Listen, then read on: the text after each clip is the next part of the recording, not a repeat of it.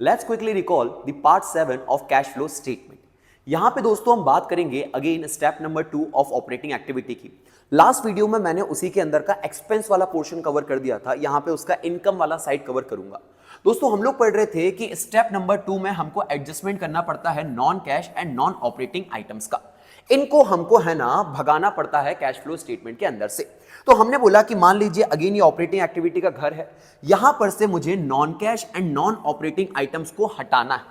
तो non cash का मतलब जो कैश फ्लो में आते ही नहीं है, एंड नॉन ऑपरेटिंग मतलब जो इन्वेस्टिंग या फाइनेंसिंग नेचर के। अब अगर वो आइटम पहले इनकम साइड पे ऐड हुए हैं, क्योंकि वो पहले इनकम थे, तो भैया हमने उनको अपने प्रॉफिट एंड लॉस में प्लस कर लिया था। अब उनको हटाने के लिए हमको क्या करना पड़ेगा दोस्तों? तो हटाने के लिए रिवर्स करना पड़ेगा, मतलब माइनस करना पड़ेगा। कौन कौन से आइटम ऐसे होते हैं? सबसे पहले rent income, then interest on investment. Rent income कहां का आइटम होता है? इन्वेस्टिंग एक्टिविटी का।